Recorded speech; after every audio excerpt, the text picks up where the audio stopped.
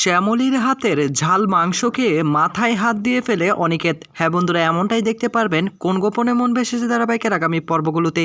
বিস্তারিত জানতে সম্পূর্ণ ভিডিওটি দেখে থাকুন।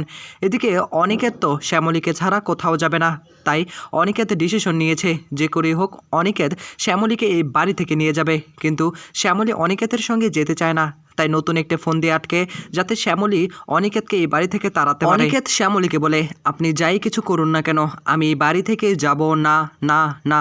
শ্যামলী তখন রান্নাঘরে চলে আসে, অনিকেতের জন্য খাবার রান্না করবে। তখনই এক দুষ্টু বুদ্ধি তার মাথায় আসে। শ্যামলী মাংস রান্না করার পর তখন অনিকেতকেই খেতে দিবে। যে বাটিতে অনিকেতকে খেতে দিবে সেই বাটিতে মরিচের গুঁড়া দেওয়ার প্ল্যান করে এবং তখনই শ্যামলী হাতে মরিচের গুঁড়াগুলো নিয়ে অনিকেতের মাংসে দিয়ে দেয়। আর তখনই নিজে নিজে বলতে লাগে, আশা করি এগুলো খেয়ে স্যার আর এই বাড়িতে থাকবে না। হাসতে থাকে তখন শ্যামলী। এদিকে অনিকেত খাবার টেবিলে বসে রয়েছে। তখনই অনিকেতের সামনে সে ঝাল মাংস এনে দেয়। অনিকেত তো জানতো না যে শ্যামলী এই প্ল্যান করেছে। অনিকেত খাবার সময় হঠাৎ করে দেখতে পায় তার চোখ দিয়ে প্রচণ্ড রকম পানি বের হচ্ছে। তখনই বুঝতে পারে যে শ্যামলী খাবারের মধ্যে বেশি মরিচ দিয়েছে। এদিকে অনিকেত তখন শ্যামলীকে বলে, আপনি নিশ্চয়ই আমাকে এ বাড়ি থেকে তাড়ানোর জন্য এই কাজটা করেছেন, কিন্তু আমি এই বাড়ি থেকে যাব না। আপনি যদি বিষও দেন না খাবারে, তবু আমি এখান থেকে যাব না।